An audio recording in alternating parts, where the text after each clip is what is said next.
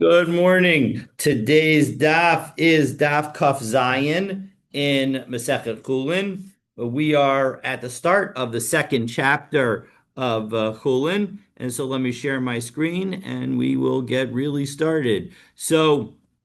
Um, we should just dive right in. The second chapter continues our discussion of Shechita, and the chapter begins with the rules of ritual slaughter, detailing what precisely must be cut for Shechita to be kosher. So, the again, top of Kav Zayin Amud Aleph. Hashochet echad ba'of. If you slaughter one, and this is referring to the number of pipes, namely whether you're slaughtering the trachea or the esophagus, you have to cut one of those pipes for it to be kosher, for the bird to be kosher. Ushnayim bebehema, or you have to cut all, two, both the trachea and the esophagus. In that case, if you do that, all of one for a bird, or all of two for of both of them for another animal, a larger animal, well then shchita sok shera. Then your shchita is kosher. V'rubo shalachad kamohu.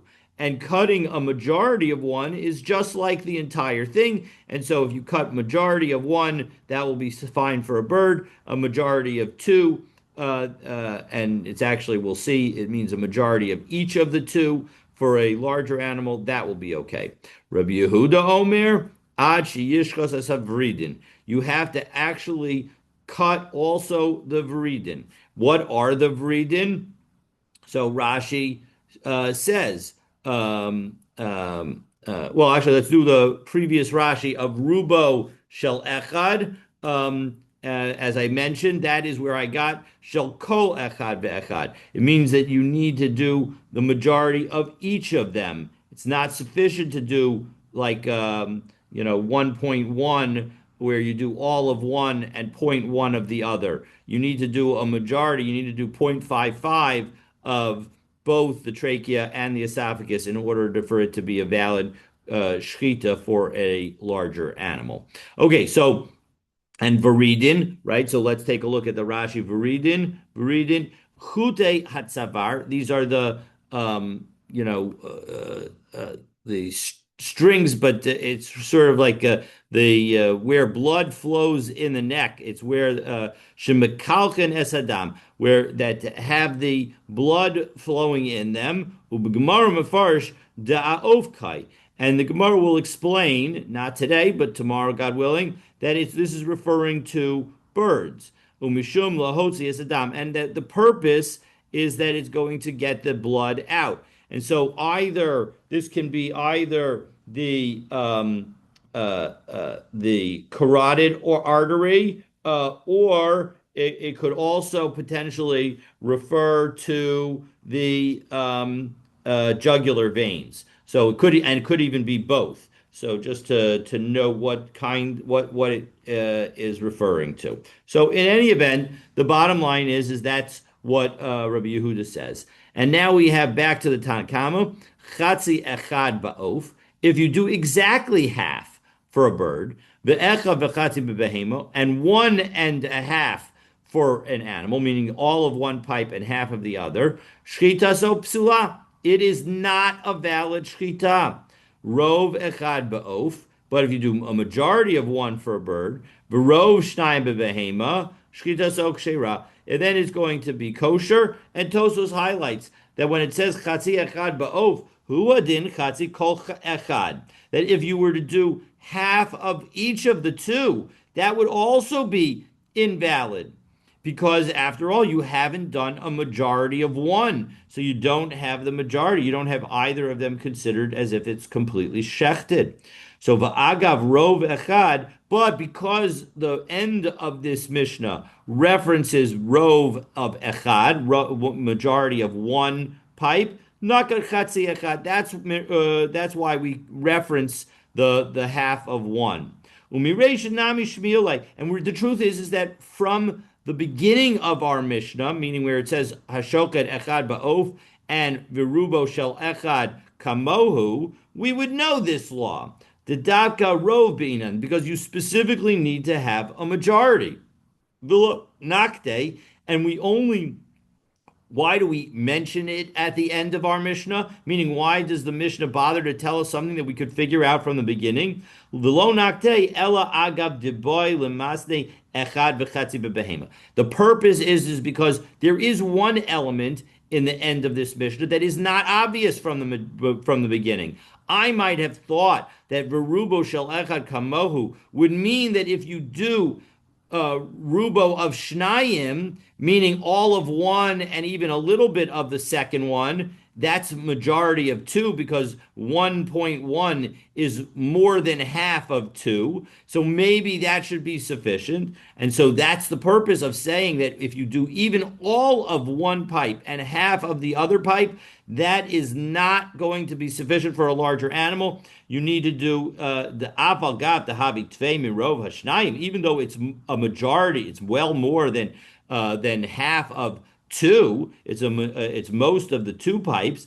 Bein hakol, when you look at them completely, shchita psula, it is still going to be invalid because when we say that you need rubo shel echad kamohu, you need a majority of each of the two pipes. It is not enough to have a majority of the two combined, but rather you need a majority of each of them independently. Okay, so that is our Mishnah, and as we pick up now on the sixth line of Kav Zayin Amud El Aleph with the Gemara wonders, why did the Mishnah use a b'di'avad language? Meaning it says hashochet, if you've slaughtered. So that implies that ideally you maybe need to do something different than this. But if you did this, then it's going to be kosher. So why? Hashochet. Diavad in lichatchila lo. The implication is that will work in b'diavad in post facto, but lichatchila a priori you need to do more.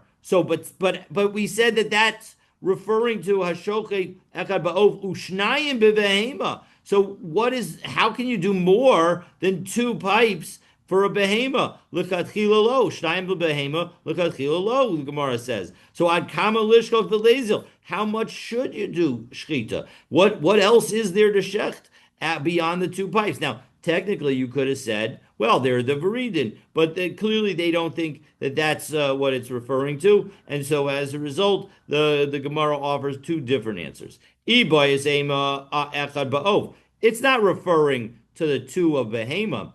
It's just we're using a b'di'avad language because when it comes to a bird, if you only shecht one pipe for a bird, that is not the ideal amount. Ideally, you should shecht both. But, and so as a result, that's why it refers to a b'di'avad language. Or alternatively, you can explain arubi shel echad kamohu, that if you were to rely on the majority of one pipe, or doing most of one pipe, well then that's considered like one pipe. That's the situation where it would be potentially only good b'di'avad, and really you should do the entire pipe.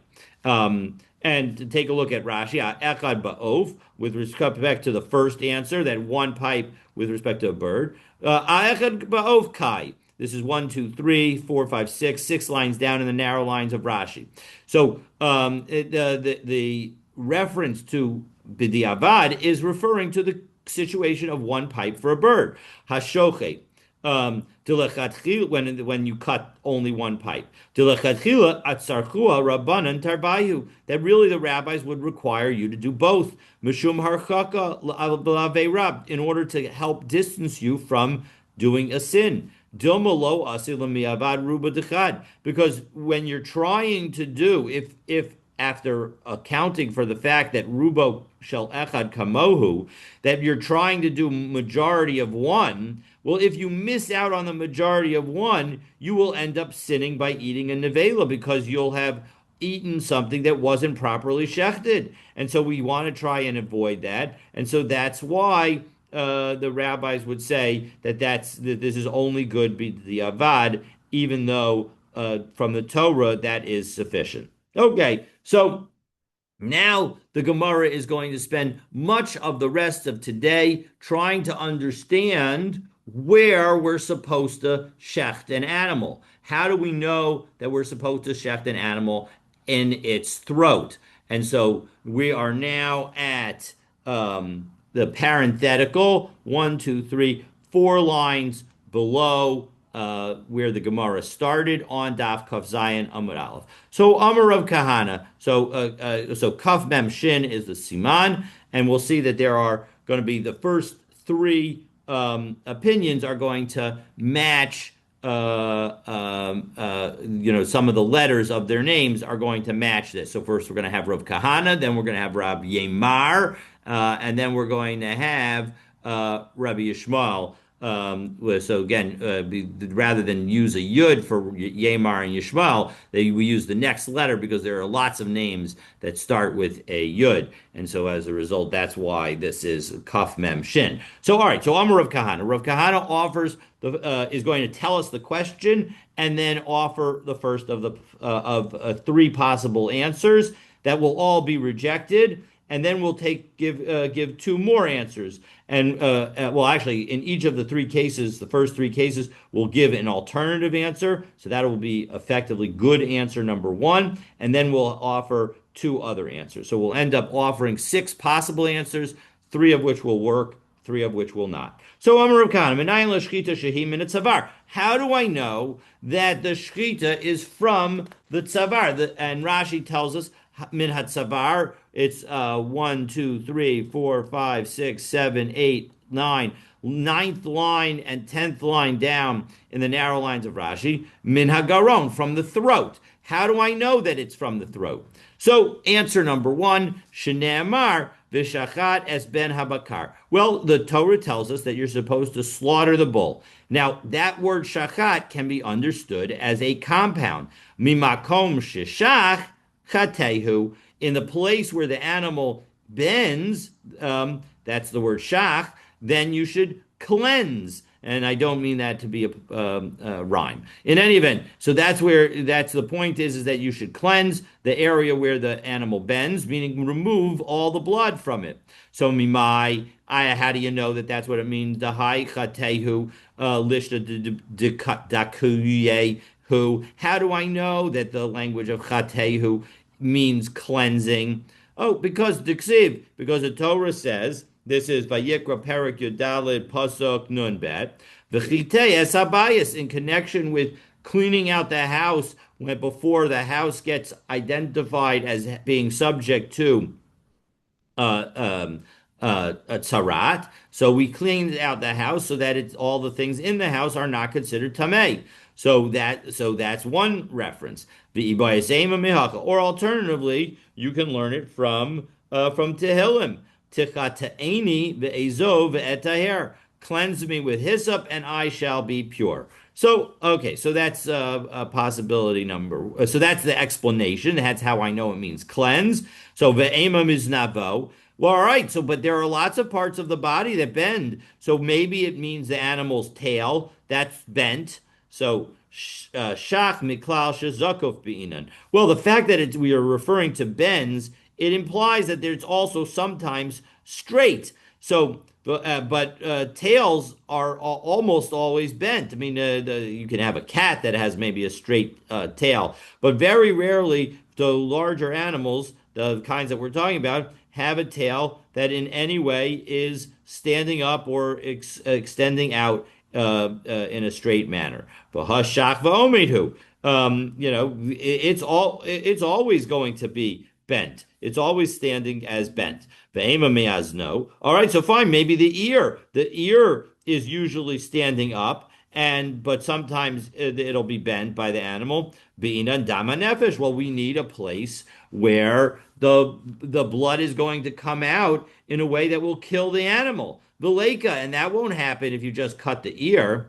So ve'ema dikara v'azil ad dama nefesh. So maybe you begin it by the shchita at the ear, and you continue to cut until you get to a place where the blood is going to start pouring out and kill the animal.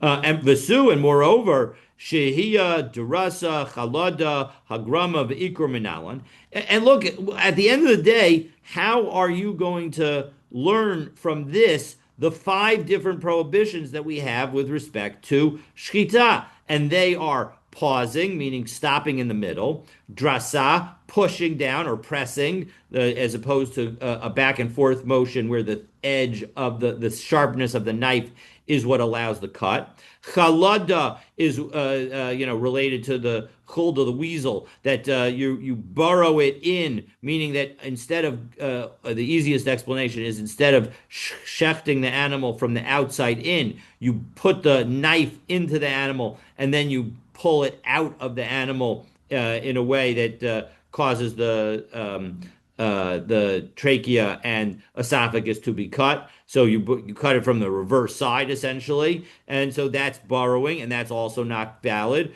And then hagrama, that's where you cut in the wrong area. Generally you tilt the knife so that you're cutting in the wrong area. The ikur mina, and the last situation, which is why you're not allowed to use a knife that has a nick in it, you end up tearing as opposed to cutting. So minalan, how do we know that all of those are going to be invalid? The Torah never mentions them. Ella Gemara. They are all learned through tradition.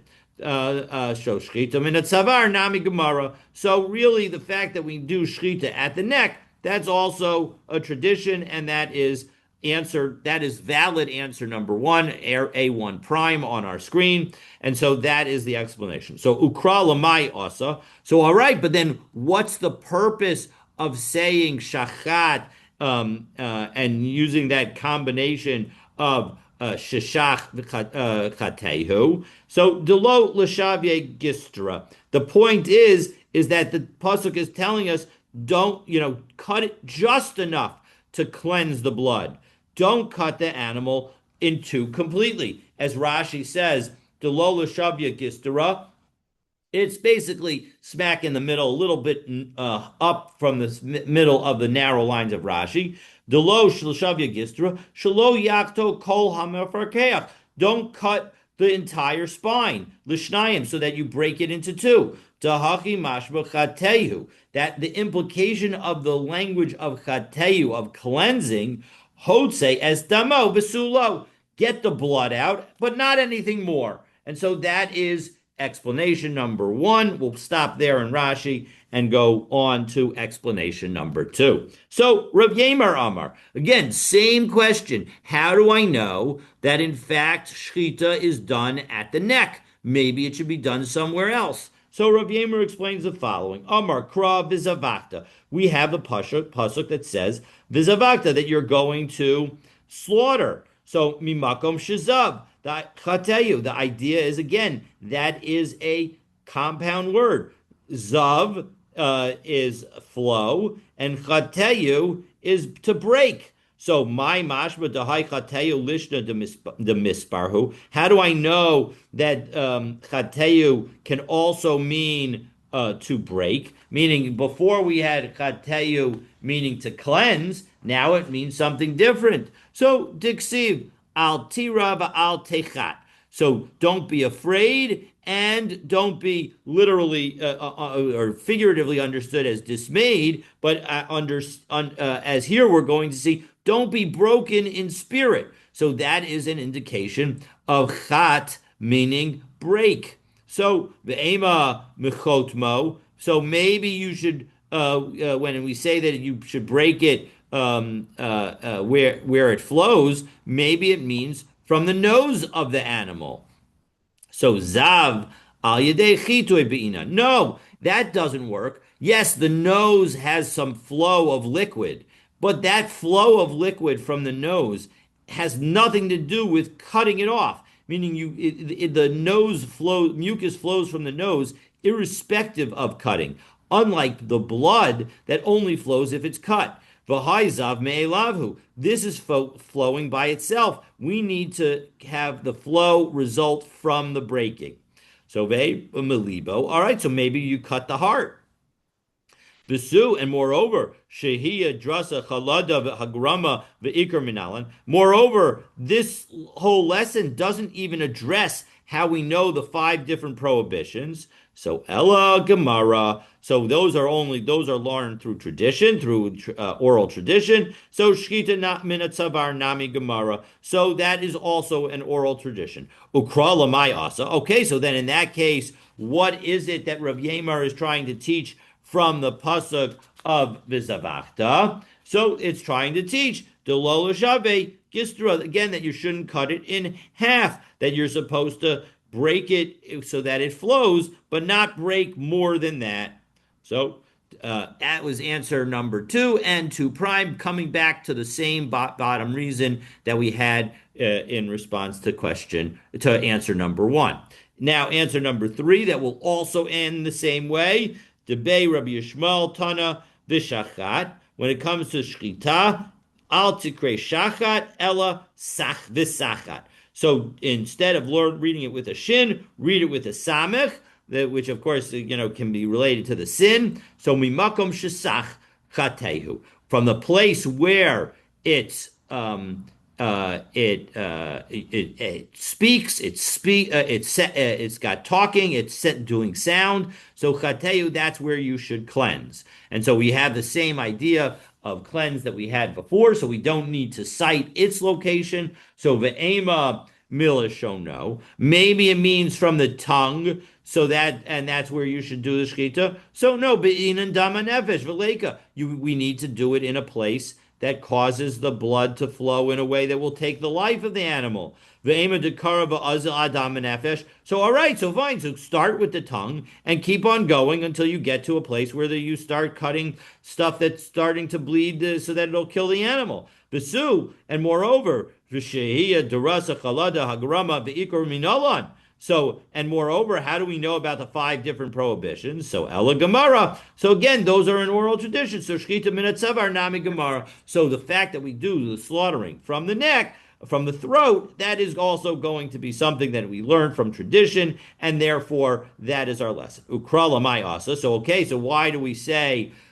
What are we learning from the saying that shachat means sach chatehu? So delo l'shaveh yistara, again, that you shouldn't cut the animal in 2. Similarly, again, the idea is that the limit of the place should be around where the sound is, and you don't want to do anything extra, and so that's why we have that lesson. And so as a result, first 3 efforts all failed, but we came up with an alternative, a common alternative to each of them, namely that we do this, that it's all from an oral tradition, and that there isn't a specific verse that teaches us the concept. But now we're going to have 2 other reasons that are given, 2 other lessons that teach us that shechita is done from the throat. The Tana Maiti Mahacha. There was a Tana that brought a proof to answering our question from the following.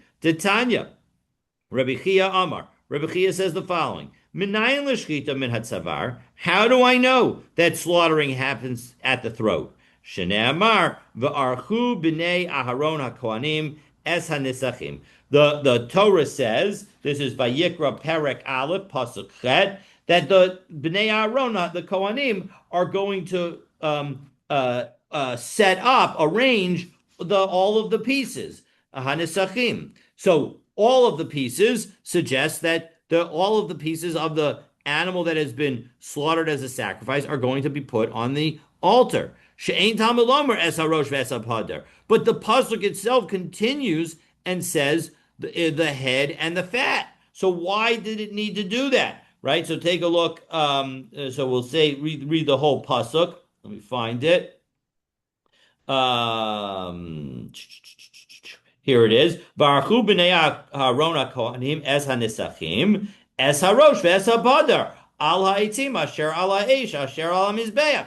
So it's very clear that you didn't need those words es harosh ve'es hapader. So why did it specifically refer to them? So v'halo rosh ufeder b'chal kol hanisachim hayu. They would be pieces and you would know them even if you didn't mention them, meaning all the pieces are supposed to be on the animal. So lama yatsu, why did they get specified explicitly and be mentioned outside the other reference to pieces? Lafisha Amar. It's because it said earlier, two psukim earlier in pasuk vav, where it says v'hifshit es ha'olah v'nitach osa linsacheha, that you should skin the ola animal and you should cut it up into pieces. So that pasuk, Lafisha Amar v'hifshit es ha'olah v'nitach. Ainly Ellen Isacham Sheyeshnan Bichlal Havshata. Maybe the only pieces that you need to cut are where there is skinning. So Minayin Larabos es Harosh. How do I know that you need to also include the head? Shekvar Hutaz, which has already been cut off completely. So Talmud Lomar es Rosho es Pidro Arach. That is why the Torah says in Perek Aleph Pasuk Yud Bet that you need to cite that the head and the fat need to be arranged. So Midika'amar Es HaRosh. So the fact that we say that the Rosh Shekvar Hutas because it's already been cut off. So Miklal Deshchita Min Atzavar. Well, 1 second. Why was it already cut off? It's because the shechita was from the throat. And so that is what Rabbi Chia is teaching us. That how do I know that it's got to be from the throat? It's because why was the head needed to be referenced in these psukim separately, even though we reference all the pieces? It's because you might have thought that all the pieces would not include the head because it's already been severed. And so, what does it mean that it's been severed already? It shows that the shechita has to happen at the neck area. Okay, but 1 second. Vitana pasach berosh ufed there. 1 second. If you read carefully, and I definitely missed this the first time I read this brisa, it referenced Ma Talmud Lomar Es Harosh ve'es Hapader, which are from Perek Aleph Pasuk Chet in Vayikra. And it asks, what do we learn from the fact that it said Es Harosh ve'es Hapader? But then, when we said the Talmud Lomar, we didn't cite back to Es Harosh ve'es Hapader. We cited to Es Rosho ve'es Pidro ve'arach, which is Perek Aleph Pasuk Yud Bet, which is referring to a different carbon. So how do I know? So why did we ask the question from Pasuk Chet and then answer the question with Pasuk Yud Bet? So Hakikamar. This is Umasayim Barosho Vidro. So why did we do that? So Hakikamar. Here's what the Brisa is teaching us. Minaya Larabo says Harosh. Shikvar Hutas. How do I know that the head is included because it was already cut off? Talmud Lomar es Harosh ve'es Hapader. That's why we have in verse 8 the reference to its head and its fat. So Virosho ufidro lamali. So why then does it say es rosho ve'es pidro in pasuk yud bet? So miboyle l'kedetanya. That is teaching us another rule from a different brisa that says the following: Minayin l'rosh ufeder shekodmin l'kol hanasachim. How do I know that the head and the fat precede all the other pieces being put on the altar? Talmud Lomar es rosho ve'es pidro ve'arach. You're supposed to even before it references the word of arranging, it refers to the head and the fat. So that shows that the head and the fat have to go up first. Okay, so indeed, the pasuk Yibet reads as follows: V'nitach oso linsachav ve'es rosho ve'es pidro ve'arach hakohen osam al ha'etzim. So by connecting ba'arach directly to rosho and pidro, it shows that those have to go first. And then everything else. So as we turn now to Kav Zayin Amabet, Ufeder Kama because of Rahmana Lamali. All right, but you've now made a great explanation of a lot of things, but you haven't really covered everything, because when it came to es harosh ve'es hapader in pasuk chet. What did you say? That is teaching us that even though the head is cut off, we do offer the head separately, even though it's not going to need skinning. So that's lesson number one. But we didn't say anything about the fat in that pasuk. And then when it came to Es Rosho Es Pidro in pasuk Yud Bet, we said, oh, well, that's telling us that the head and the fat go on the Mizbeach first. So fine. So we have an explanation for the Rosh in pasuk Chet, and we have an explanation for the Rosho and Pidro in pasuk Yud Bet, but we don't have an explanation for the Peder, for the fat in pasuk Chet. So ufeder kama to kasav rachmana lamali. Why do I need it? As Rashi tells us, top Rashi on Kav Zayin Rabet. Bishlam a rosh itzrich l'rabuye mishum shekvar hutas. When it came to the rosh in that pasuk, that taught us that it was already cut off. Ela hapeder lamali. But you didn't need to mention the fat. So why is that referenced? So mi boy le'likadetanya. It's also needed as we have in a different brisa. What are you supposed to do to put the fat and the head on the mizbeach? You spread the fat over the place of the incision where the animal's head was cut off. And then you offer that up on the mizbeach. And that is the way to honor Hashem, and because that you don't want a bleeding head to be on the mizbeach. We want it to look nicer, and so as a result, by covering the heads, the where the head is chopped off with the fat, it makes it nicer for Hashem. All right, so that was answer number 4 to our question. That how do I know that you do it at the neck? It's because when the shechita that we do in as a korban, you have to do it at the neck because the whole head is going to be cut off before you start cutting up the animal. And so what does that mean? It means that the shechita is done at the neck. So now, 5th explanation, V'hai Tana Maiti Lemahacha. And there was another Tana who brought the following brisa, Titania.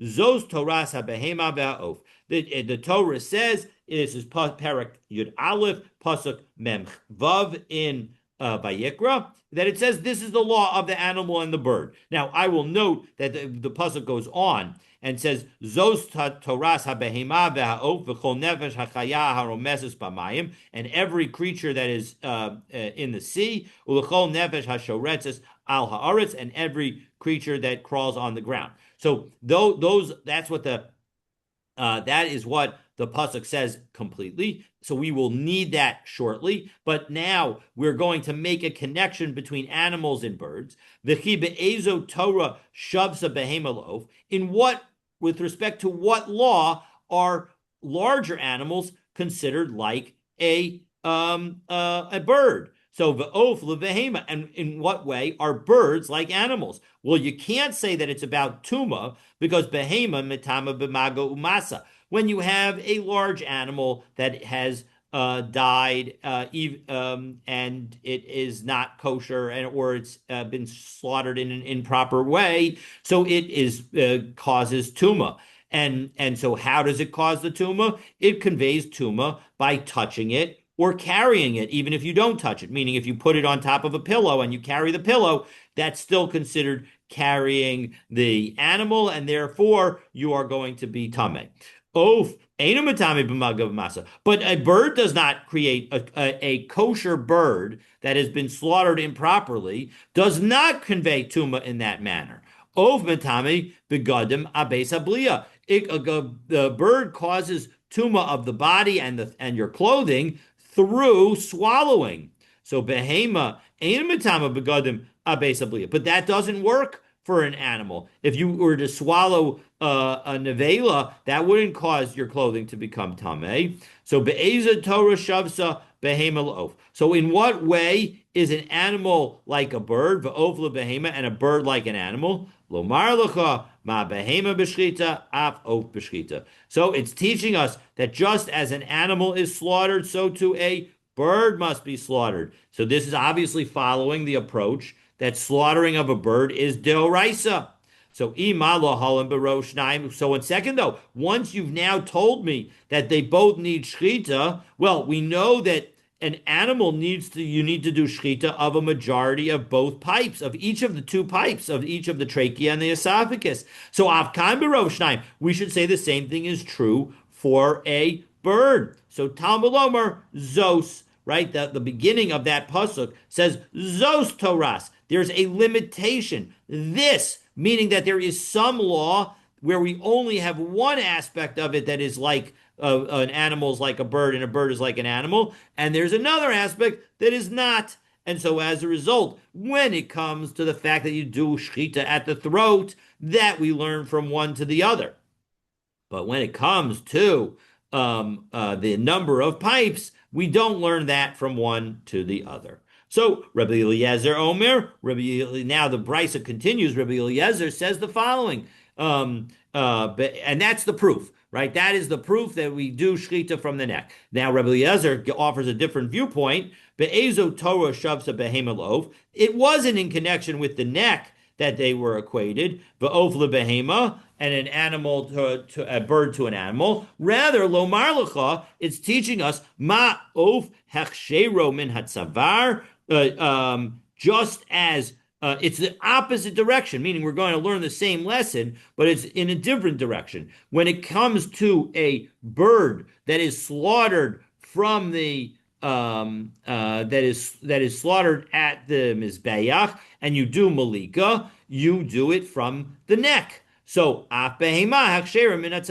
so too, when it comes to a larger animal, you slaughter it from the neck. So imala halan memul orev avkan memul orev. Well, in second, maybe you just as the bird, when you do malika, you do it from the back of the neck as opposed to the front of the neck. So too, when you do the slaughtering of a larger animal, you should do it from the back of the neck. No, Talmud Lomar umalak es rosho mimul arpo v'lo yabdil. When it says rosho mimul arpo. So the point is that it's its head and its nape. So and you don't separate. So Rosho shel zeh mimul oref. Only this head is going to be cut at the back of the neck. The ain Rosho shel achar mimul oref. But other animals are not slaughtered in that way. So the Rebbe Eliezer hi zos my avilei. So now we have this lesson that Rabbi Eliezer learned, but he never used the limitation of the word zos haTorah, zos toras habehema v'ha'of. What does he do with the limitation of zos? So ilav zos, if without that zos, habamina, I would have thought ma'of b'simin echad, af behema b'simin echad. That just as a bird needs cutting of one pipe, so too a larger animal needs cutting of one pipe. So kasav rachmana zos. That's why it says zos, to teach us that actually you need to cut both pipes for a larger animal. And so we now have essentially, I guess,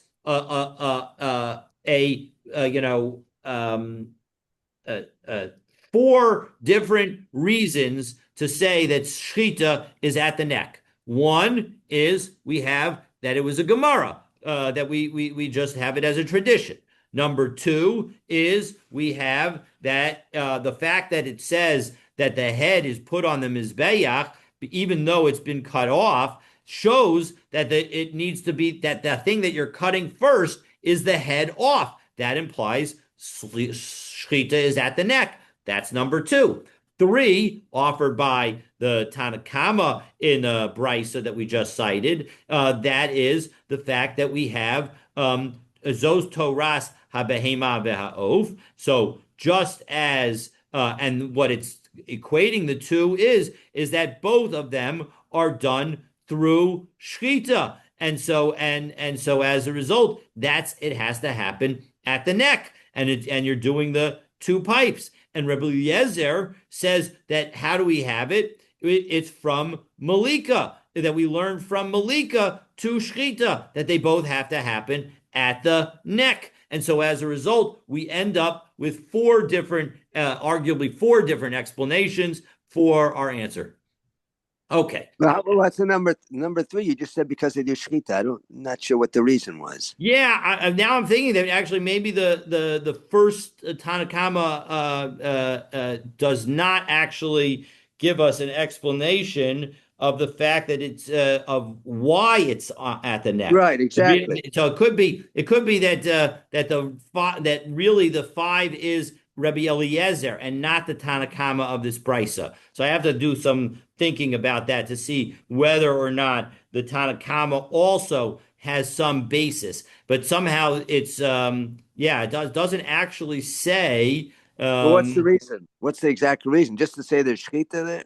yeah, so no, so he learned. So it could be that the Tanakhama would say that Shechita is learned. It's a Gemara Gemiralite, that it's a tradition that we have that it's at the neck, But and that we was the third learned. reason. That's the first reason, though. Yes, exactly. I'm suggesting that the Tanakhama of the Brisa that we just cited is not giving us another reason, that Uh-huh. he has to rely on the other reasons. And so as a result, I'm not sure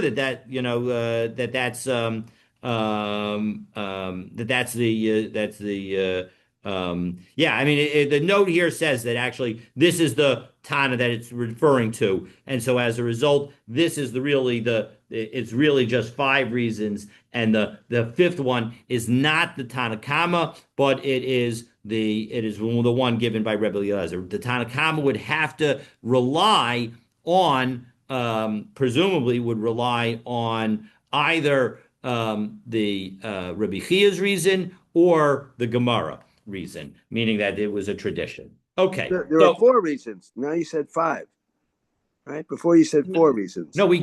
we've given a total of five reasons, right? The first three were rejected, and all of them were rejected to say that instead it's because of a Gemara that it's just a tradition.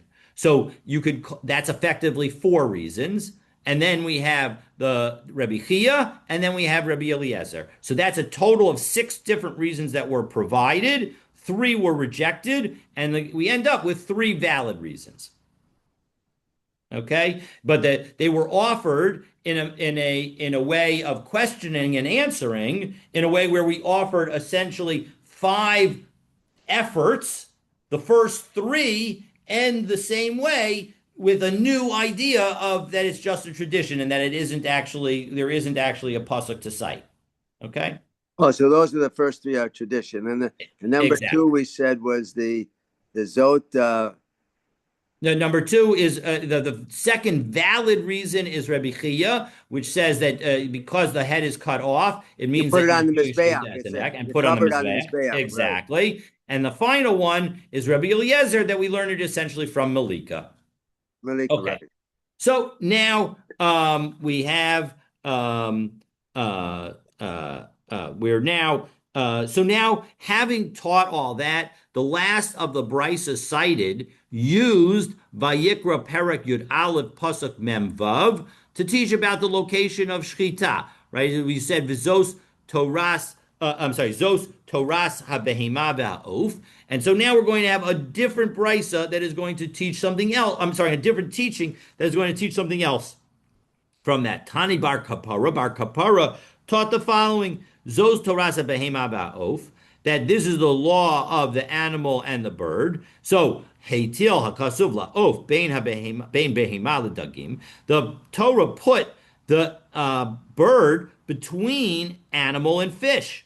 L'chayvo b'shnei simanim efshar. So you can't say that that you have to cut both pipes because shekvar hukash ladagim, because it's also next to the fish, and fish don't require any cutting of any pipes. So lefotra below klumi efshar, and you can't say, oh well, we'll connect it to the fish and say that birds don't require any kind of shchita, shukvar hukash levema, because it's also juxtaposed with the animal. So ha ketzad. So where do we come out? Hekshero b'simin echad. So as a result, that's proof that one siman is sufficient. That cutting one pipe of the trachea and the esophagus is going to do the job for us.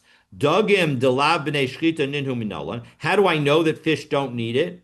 So ilem mishum diksiv. 1 second, because you might have said, "Hey, we have in not this coming week's parsha, but in next week's parsha, when the people complain, and Moshe is like, and God's going says that they're going to feed them. He's going to feed the entire people meat, and Moshe says, "Hatzonu bakar yishachet lahem." Could it possibly be that you're going to slaughter enough sheep and cattle for them? Im es called degei hayam yesev lahem. Even if you were to gather all the fish in the sea. And so as a result, we see a juxtaposition of when it comes to Tzonu Bakar, it references Shchita. When it comes to Dagei Ayam, it references gathering. And so as a result, Ba'asifa Ba'alma Sagiluhu, it shows that when it comes to fish, all you need to do is gather them. Elameata Gabi Slav, 1 second. Maybe you could say, when it comes to the quail, we also use a language of Asifa. Diksiv v'yasfu es haslav, that you're going to gather the quail. So hachinami delab b'shchita, you're going to tell me that there was no shchita? Now I would say actually, yeah, maybe you could say that there was no shchita, either because the quail were sort of magically provided by God, and so therefore it's not actually a bird, or or alternatively that there was no shchita for birds in the time of the midbar. So a number of possible answers, because it doesn't, certainly the Torah never tells us that those quail were shechted, but in any event, we're presuming that they were shechted, and so as a result, that shows that it can't be based on the asifa. The ha'amrat, after all, you bar kapara are the one who said lefotro b'velo klum efshar. You're the one who told us that birds must have had some kind of shchita, because you can't allow them to not do anything. Shekvar hukash lebehema, because they're already connected to the larger animals. And so as a result, the Gemara says, no, you can learn from the Asifa in connection with the Parsha in 2 weeks that Asifa shows that you don't need to do shchita. And why does the Asifa, when it comes to quail, not teach us that quail also don't require shchita? Because Hasam, when it comes to the quail, lo ksiva asifa b'makom shchita da'achrini. It doesn't also reference slaughtering at the same time. Meaning, when we talked about gathering the fish, at the same moment we're referring to the gathering of the fish, we're referring to the slaughtering of larger animals. And so as a result, that juxtaposition is showing that the gathering of fish doesn't require shchita. But when we refer to the gathering of the quail, it is just talking about quail and no other animals, and it's not even referencing shchita at all. So as a result, it could be that that is just referring to post-shchita gathering and not meaning to suggest that gathering can be done without shchita at all. Okay, so now that we have... You have to wonder, how would they prepare the animal for eating? I mean, if they have to... some manner they have to slaughter the quail, right? In some manner. Well, not necessarily. Remember, we've learned that they're not eating it live. Well, but they could kill it in any way. Right. I'm saying in some manner they have to kill the animal. That's what I'm saying. Yes, they presumably have to get. It could just die on its own. That's a third possibility. So, but the bottom line is we are going to see right now, or very shortly, that not everybody agrees that birds need to have shchita, but we'll get there in just a moment. So Darish Over Galilee. So there was a passerby in the Galil who said the following: Behema shenivris min hayabasha hechsheru b'shnei simanim. Animals that were created from dry land, they are made valid to eat by cutting both pipes, both the trachea and the esophagus. Dagim shenivru min hayimayim. Fish that were created from water, hechsherim b'below klum. They don't need anything. Of shenivra min harekak, a bird that is created from mud, hechsherim b'simin echad. They are kosher through the slaughtering of one pipe. Amr Shmuel kapetuka teda. You should Shmuel from Kaputkia said the following: Teda, you should know shaharei ofos yesh lehen kaskeses. That actually birds have like a scaly skin to them on their feet. highlighting that there is an aspect to them that is water based. Okay, so the Od Shelo. Now, what is that? The Od Shelo, and they asked him additionally. So Rashi helps us out here because this is really effectively a quote from another Gemara elsewhere. So the Od Shelo, take a look at Rashi. It's 3, 6 from the bottom of the narrow lines in Rashi on Kav Zayin Mabet, 9, 12, 15, 18, 21, about 25, 26 lines up. The Od Shelo, Contricon Hahagamon, that it's Contricon the general, asked Rabban Gamliel. He asked Rabban Gamliel the following question. Sheilod Harbe. He asked him a bunch of questions. Veheim bechoros. And we are going to see them when we learn Bechoros together on Daf Hey Amud Aleph. V'gam zos shalu. And this was one of his questions.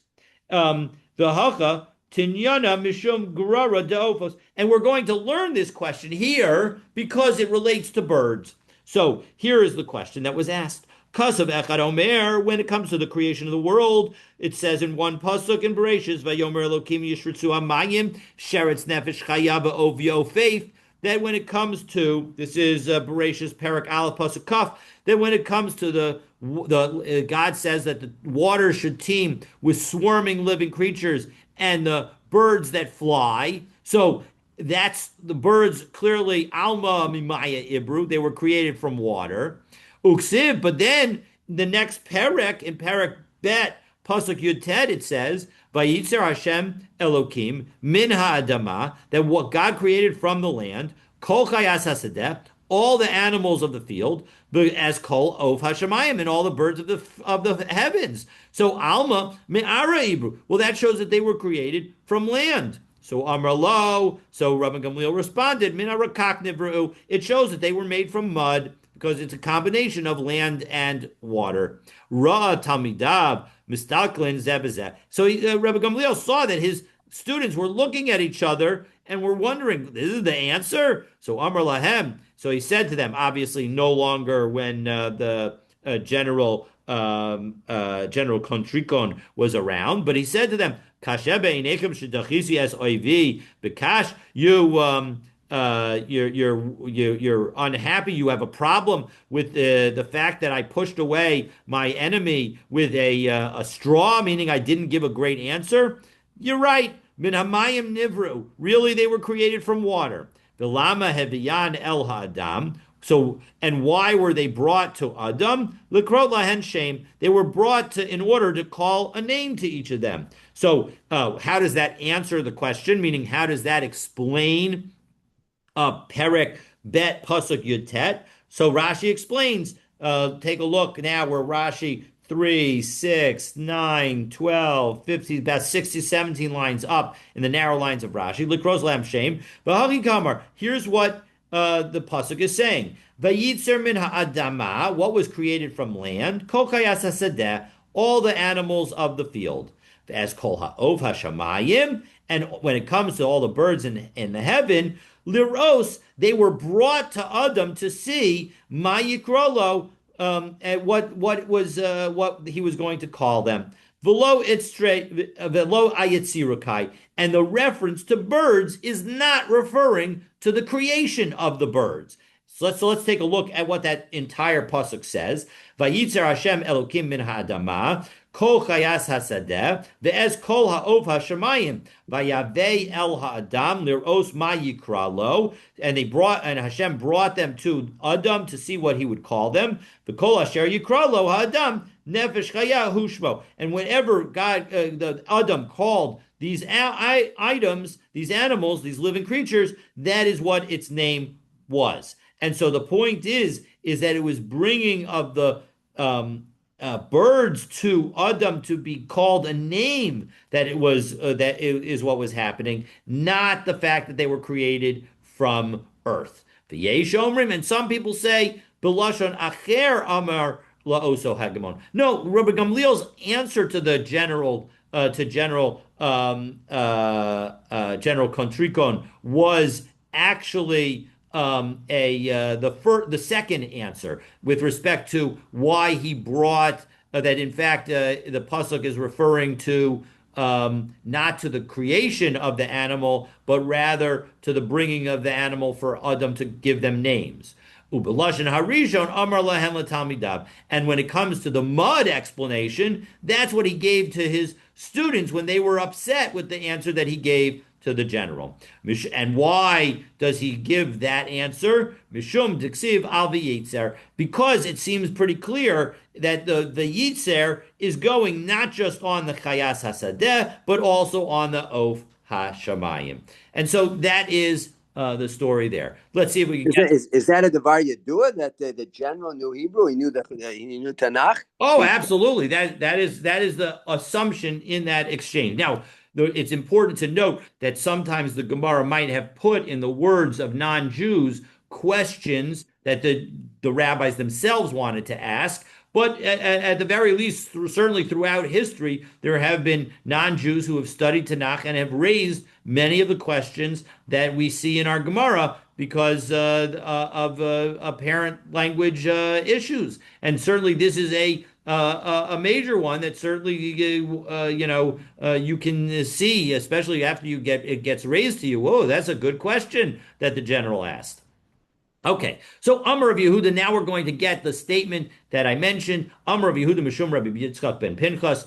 Ein shchita la'ov min Torah. Really, the Torah does not require the slaughter of birds. Shnei Amar v'shafach. Because when it comes to the need to pour out the blood and to cover the blood of birds and wild animals, b'shvicha ba'alma sagi. It's suggesting when it comes to the birds that all you need to do is pour out their blood, and you don't need to do anything more than that. Because after all, let's take a look at the pasuk. Right, there's Vayikra Perek Yud Zayin pasuk Yud Gimel. V'ish ish min bnei Yisrael min ager agar b'socham. So any Jew or any convert, asher yatzud seid hachaya, who captures a wild animal, of asher or a bird, asher yeachel, who's going to eat it, v'shafakas damo, they just pour out the blood, v'chiseu ba'afar, and you cover it with dirt. So doesn't that show that all you need to do is do the pouring out of the blood? So ihaki chayanami. Well, 1 second. In that case, the wild animals should also not require any shchita. No, that doesn't work because itkish lipsuli amuktashin. When it comes to wild animals, they are comparable. They are connected to unfit sacrifices. So of nami itkish lebehema. Well, 1 second. So too birds are connected to those non-kosher sacrifices. Diksiv zos torasa behema v'ha'of. So that same connection is going to suggest that, in fact, maybe birds also should require shchita. No, because haksiv v'shafachas damo, the fact that it says pour out the blood suggests that that is all that is necessary. And so we have a choice of which animal to apply it to, either wild animals or which category to apply it to, wild animals or birds. So umachazis d'shadje leila al of. Shadya achaya. Well, all right. So, but just because, why are you putting it on the bird? Why maybe put it just on the wild animal? No, mistabra. It's logical to put it on the bird. Mishum desalik mine, because that is the phrase that comes right before the reference to pouring, because it says asher yatzud seid chaya of asher yeachel v'shafachas damo. The animal that is closest to v'shafachas damo is the oaf. So as a result, when it comes to learning from this pasuk that maybe all you need to do is pour out the blood, that would only apply to the oaf and not to the wild animals. And so as a result, we have now an opinion that says that wild animals don't require shchita at all from the Torah. It's only a rabbinic requirement. And now we're going to have the parenthetical siman nisnabel dam b'malika. That mnemonic is going to reference the 3 questions that we will ask on Rabbi Yehuda, but we will begin with them, God willing, tomorrow. So again, how would one kill the wild animal then, if not by shchita? You can kill it by puncturing it, by any of the 5 methods of the shchita that would be invalid, would be a valid method of killing it. And that's going, yeah. But is the animal kosher to eat then? The bird would be, according to the The Torah, bird, the but the bird, wild right? animal. No, the wild animal, we're saying no. The wild animal is connected to consecrated animals that have become invalidated. And so as a result, they both need slaughter. And so as a result, when it comes to wild animal, you definitely need to do slaughter. But when it comes to birds, Rabbi Yehuda is learning in the name of Rabbi Yitzchak Bar Pinchas that birds don't require shechita from the Torah, and so would be valid even without any kind of slaughter. All right, we will pick up, God I willing, thought I from heard there. the opposite before a few moments No, ago, but no, maybe no, no, not. no, So the no. birds don't require, but the wild animals do require shechita. Wild animals would absolutely require shechita. All right, the next class is here. Looking forward to continuing our learning together tomorrow.